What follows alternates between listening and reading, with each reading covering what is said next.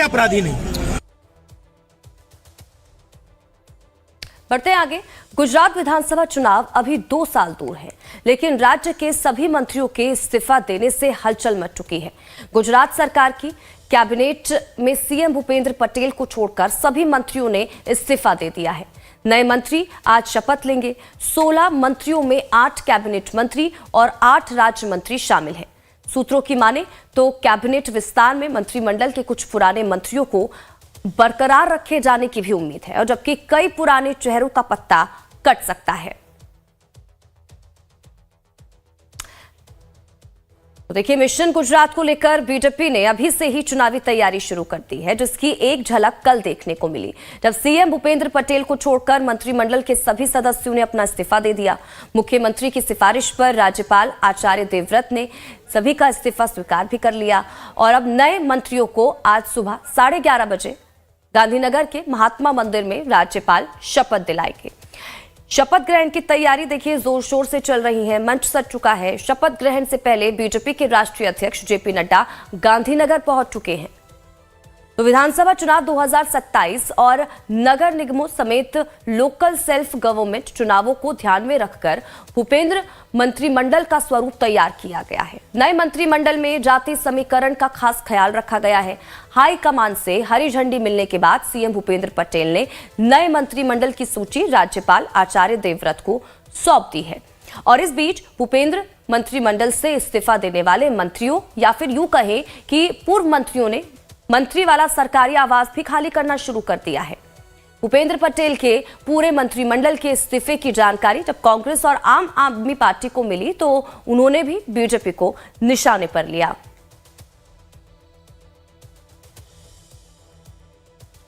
गुजरात की जो सरकार है, या मुख्यमंत्री हैं या मंत्री हैं, वो गुजरात को थोड़ी चलाते हैं।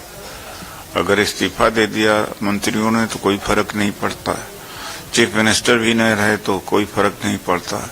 ये दोनों बंधु हैं, और मोदी जी अमित शाह यही चलाते हैं, और ब्यूरोक्रेसी चलाती है, तो कोई फर्क नहीं पड़ता। गवर्नेंस का मॉडल बदल गया है।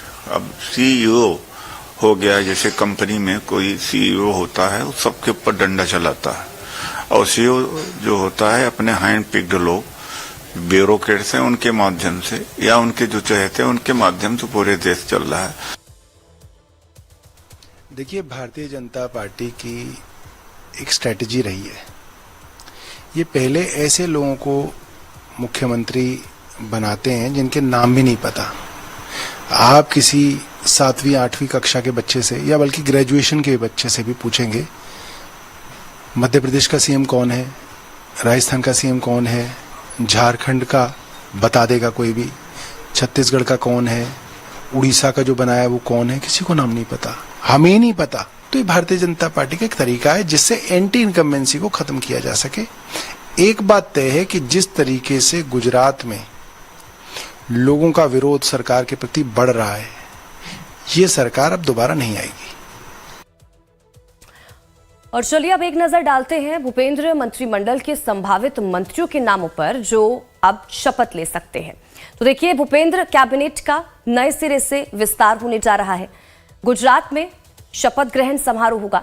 नए मंत्रिमंडल में 23 मंत्रियों को जगह मिल सकती है। युवा और महिला विधायकों को इसमें जगह दी जा सकती है। 4 महिला विधायक मंत्री बन सकती हैं, कहा जा रहा है। इसके अलावा 4 लेवा और 2 कड़वा पटेलों को भी जगह दी जा सकती है। 2 एसटी चेहरे शामिल हो सकते हैं नए मंत्रिमंडल में। 4 ठाकुर कोली, 2 ब्राह्मण भी मंत्री बन सकते हैं। 2 क्षत्रिय चेहरों को भी मौका मिल सकता है। गांधीनगर के महात्मा मंदिर में आपको बता दें कि शपथ ग्रहण समारोह की तैयारियां की गई हैं, और राज्यपाल आचार्य देवव्रत सभी को शपथ ग्रहण करवाएंगे। तो 2027 में जीत को सुनिश्चित करने के लिए बीजेपी ने भूपेंद्र कैबिनेट के संभावित मंत्रिमंडल न सिर्फ जातीय समीकरण का उसमें ध्यान रखा गया है, बल्कि क्षेत्रों के संतुलन का भी खास ख्याल रखा गया है। तो देखिए, भूपेंद्र कैबिनेट में क्षेत्रवाद को जो है वो खास तवज्जो दी गई है। सूत्रों के हवाले से जो जानकारी सामने आ रही है उसमें बताया जा रहा है कि अहमदाबाद गांधीनगर से एक नया मंत्री हो सकता है।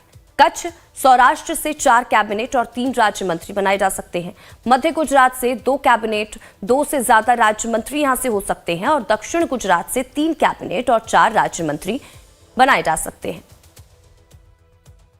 तो निकुल पटेल ज्यादा जानकारी के साथ हमारे संवाददाता इसी खबर पर जुड़ चुके हैं। सीधा रुख उनका करेंगे, जानकारी लेंगे क्या कुछ अपडेट है उनके पास।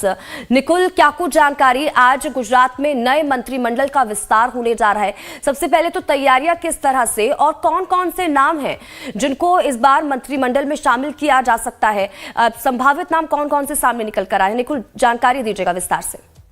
जी देखिए, अभी तक फिलहाल बात की जाए तो शपथ ग्रहण जो समारोह होने वाला है, शपथ विधि के अंदर जो स्टेज बनाया गया है उसके अंदर पर 26 जितने जो चेहरे हैं वो रखी गई है, यानी कि भूपेंद्र पटेल सरकार के अंदर 26 जितने जो मुख्यमंत्री के साथ मंत्री है वो हो सकता है। मंत्रिमंडल जो है वो 26 का होगा। उसके साथ ही आपको बता दें कि जिन जिन विधायकों को शपथ लेनी है उन विधायकों को कॉल जाना शुरू हो चुका है। सभी को फोन करके सूचित किया जा रहा है कि आपको आज शपथ लेनी है। उसमें बात की जाए तो अब तक जिन लोगों की कॉल आए उसमें से कई नाम निकल के सामने आए, जिसमें परषोत्तम सोलंकी, कुंवर बावरिया, प्रफुल्ल पानसरिया, ऋषिकेश पटेल, कनु देसाई, हर्ष संघवी समेत 2 और महिला विधायकों को भी कॉल आया है। खास बात यह है कि भारतीय क्रिकेट जगत के जाने माने क्रिकेटर रविंद्र जडेजा है, उनकी पत्नी रिवाबा जाडेजा भी भूपेंद्र पटेल सरकार के अंदर मंत्री बन सकती है। आपको बता दें कि युवा और महिला विधायकों को भी इस बार मंत्रिमंडल के अंदर कहीं ना कहीं स्थान दिया जा रहा है। जी बिल्कुल।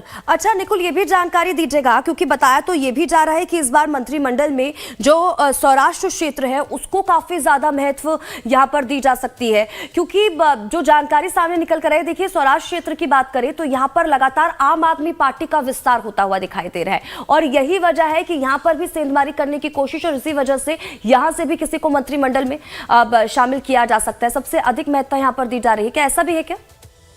जी देखिए, जिस तरह से सौराष्ट्र की बात की जाए तो अब तक जो है वो वहीं पे बीजेपी का दबदबा जो था वो यथावत रहा था, पर कहीं ना कहीं आम आदमी पार्टी उस क्षेत्र के अंदर मजबूत होती हुई जो है वो दिख रहे हैं। और उसी बीच एक खबर ये भी सामने आ रही है कि कैबिनेट और राज्य मंत्री के अंदर भी सौराष्ट्र के मंत्रियों को भी स्थान दिया जाएगा। आपको बता दें कि सौराष्ट्र के अंदर सबसे ज्यादा पाटीदार समुदाय है और पाटीदार समुदाय के ही तो 2 मंत्री जो है वो हो सकते हैं। साथ ही साथ मोरबी से भी एक जो विधायक है उसको आज शपथ दिलाई जा सकती है। आपको बता दें कि जिस तरह से पूरे मंत्रियों के इस्तीफे दिए गए थे और उसके बाद एक बात सामने आई थी कि कई मंत्रियों को रिपीट किया जाएगा और कई जो नए मंत्री भी इस मंत्रिमंडल के अंदर शामिल किए जाएंगे। और उसी बीच अब खबर आ रही है कि सौराष्ट्र को भी जो है वो 2 से 3 मंत्री अभी मिल सकते हैं। और साथों साथ जो उत्तर गुजरात की बात की जाए या मध्य गुजरात की बात की जाए तो वही के भी 2 मंत्री हो सकते हैं। जी निकुल, अब इस चीज को भी समझाइएगा, क्योंकि देखिए ऐसा नहीं है कि पहली बार हो रहा है, इससे पहले भी मंत्रिमंडल का विस्तार हम देख चुके हैं। हालांकि वो चुनाव से कुछ समय पहले ही किया गया था, लेकिन इस बार देखिए 2 साल पहले इस तरह से मंत्रिमंडल का विस्तार किया जाना कहीं ना कहीं 2027 के लिए वो जो नींव है उसे कहीं ना कहीं मजबूत करने की कोशिश, और भी ज्यादा धार देने की कोशिश, यही वजह है कि मंत्रिमंडल का विस्तार यहाँ पर किया जा रहा है। देखिए, गुजरात की बात की जाए तो कहीं ना कहीं कई मंत्रियों के ऊपर भ्रष्टाचार के भी आरोप लगे थे। उसको चलते हुए भूपेंद्र पटेल जो गुजरात के मुख्यमंत्री है वो कहीं ना कहीं नाराज भी चल रहे थे। आपको बता कि उसके अलावा कहीं जो विपक्षी पार्टियां हैं वो कहीं ना कहीं मजबूत होती दिखाई दे रही थी और अलग अलग तरह से लोग भी जो नाराज है वो सामने आ रहे थे। साथों साथ बात की जाए तो अभी फिलहाल में ही किसान महापंचायत गुजरात के अंदर हुई। गुजरात के किसान भी जो है वो कहीं ना कहीं आंदोलन के रूप में निकल के सामने आए थे, तो सभी तरह की जो नाराजगी है वो बढ़ रही थी और उसके चलते हुए कहीं ना कहीं ये मंत्रिमंडल का जो विस्तार है वो अभी किया गया है। आपको बता दें कि इस नए मंत्रिमंडल के अंदर 26 जितने जो मंत्री है वो शामिल हो सकते हैं। मुख्यमंत्री के साथ का 25 और मंत्री है जो इस मंत्रिमंडल में होंगे।